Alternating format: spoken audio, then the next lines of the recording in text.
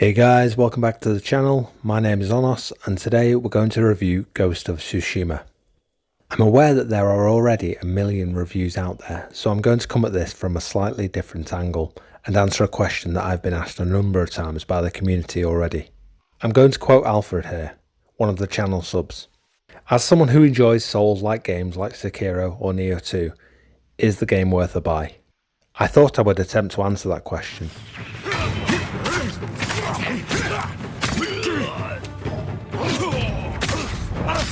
The review will not contain any spoilers, and any footage you see here is from side quests or free roaming.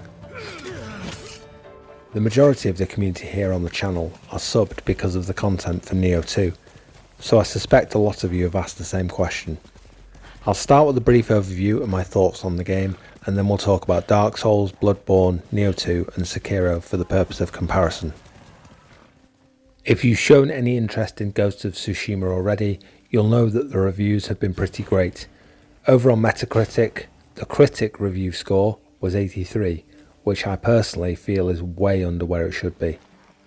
The user score on Metacritic is 9.2, which is around where I would have put the game myself. The game is gorgeous to look at. The beauty of the different areas of the game and the distinction between them make it just amazing and very atmospheric to make your way through. The storms or sunshine effects in particular are just awesome. The graphics aren't perfect across the board though. Down by the shore, the sea itself is pretty poor on the graphics front, but it's a very small element of the game and, to me at least, does not take much away from the feel of the game.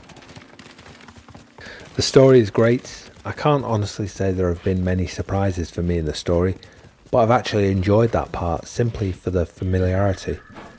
Sometimes it's nice to immerse yourself in a story that won't ambush you. The story is done really well and the voice acting is on point, so there aren't any moments in the story where you'll cringe or feel like there is a disconnect between the story the designers are trying to tell versus what you feel when you're playing. There's something very calming about playing Ghost of Tsushima, despite the excitement of the combat. Speaking of combat,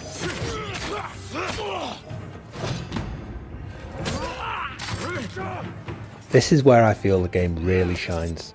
Obviously, you'll know that you get to choose between going ghost and stealth, or walking in the front door as a badass samurai. Both elements of the combat feel amazing, sharp and incredibly satisfying. I would not say that the game is particularly difficult, but the combat is lethal and you can die very quickly if you're not careful. The combat, to me at least, is more about the beauty and perfection. The challenge I've set myself personally is to win my fights and make them look effortless, trying to master the timing of the parry or dodge and finish enemies off efficiently. This actually lines up with my own martial outlook. I've studied Jeet Kune Do, which translates to Way of the Intercepting Fist, for many years. It's all about efficiency, timing and economy of motion. I really can't overstate how satisfying the combat is when you have these moments and you get it just right.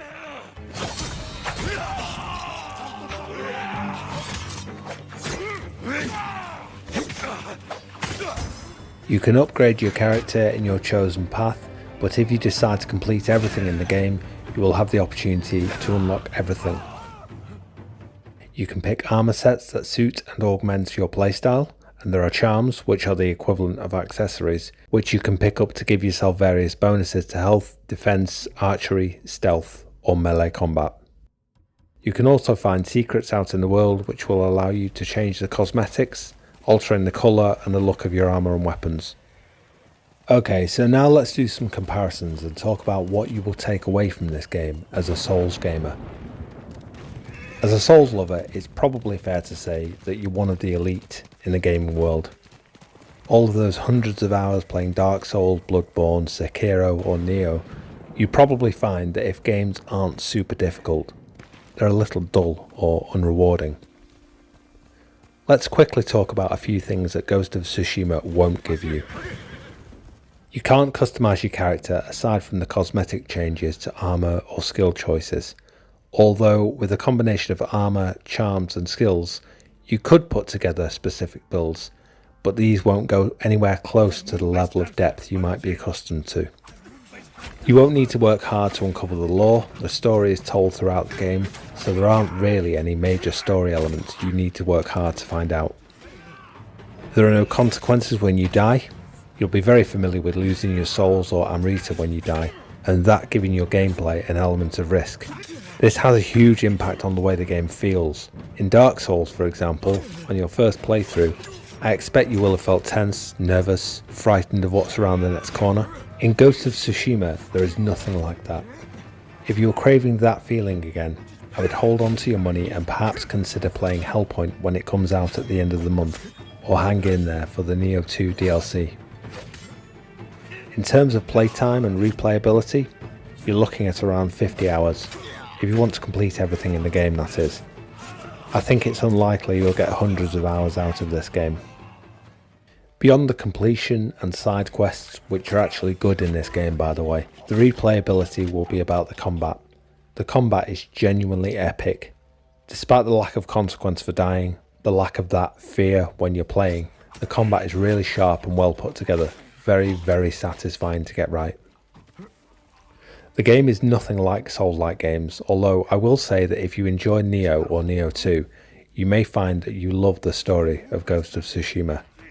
The world is portrayed beautifully, and personally, as a huge fan of Nioh 2, I found the world really enthralling. This game could be a great one to take a break if you're burnt out from your Souls games. If you've been grinding something to get upgrades, or you hit a brick wall with a boss, then Ghost of Tsushima is a fantastic option to take a step back and simply enjoy the beauty of a world and the freedom of the combat. It truly is a wonderful game. I totally accept that it might not be for you, but as a Souls lover, this game has been epic for me and I'd highly recommend you give it a try at some point.